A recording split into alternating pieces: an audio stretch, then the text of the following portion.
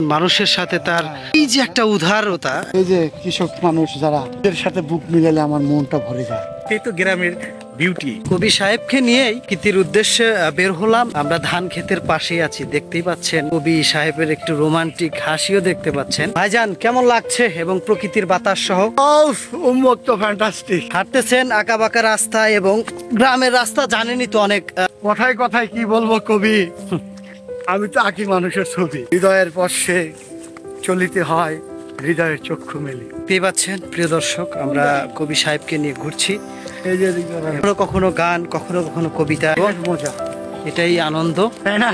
হ্যাঁ। ধান ক্ষেত কেমন লাগতেছে আপনার কাছে? খুব অসাধারণ, অসাধারণ। লেবু গাছ, সেই লাগে গ্রামের এই আঁকা বাঁকা পথে কেমন লাগতেছে? খুবই ভালো লাগে, খুব ভালো। এটাই তো নেচার, এটাই তো গ্রামের বিউটি।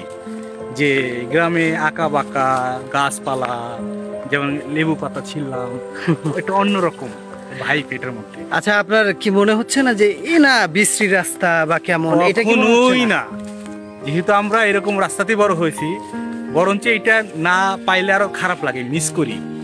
এইটাই একটা আমাদের কি বলবো, এর মধ্যে বেড়ে ওঠা। তো এটা না হলে গ্রামের সৌন্দর্য এটা না। হার কথা আজকে ভাইজান একেবারে সাদা পাঞ্জাবি, সাদা পায়জামা, মানে এতটা রোমান্টিকে আছে ভাইজান।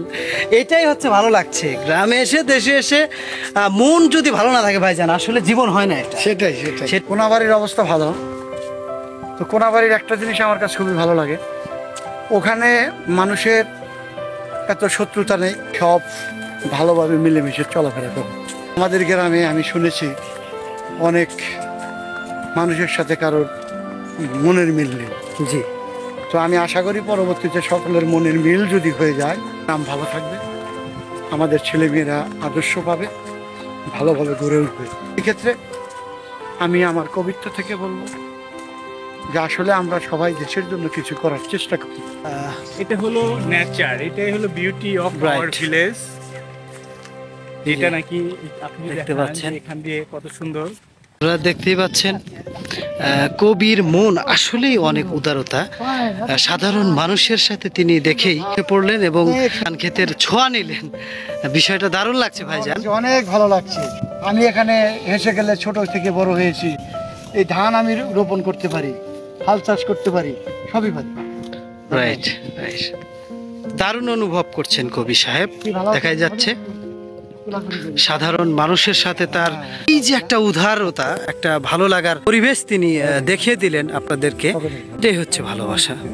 দেখুন, ঠিক আছে। এই যে কৃষক মানুষ যারা, এদের সাথে বুক মিলালে আমার মনটা ভরে যায়। সুন্দর একটি পরিবেশেই আজকে কবি সাহেব সবকিছুই দেখছেন এবং হাঁটি হাঁটি পায়ে প্রকৃতির এক একটা ছোঁয়া তার হৃদয় কেড়ে নেয়। এইটাই হচ্ছে একজন শিল্পী মনা মানুষ, একজন কবি মানুষ, আমি যেটা মনে করি।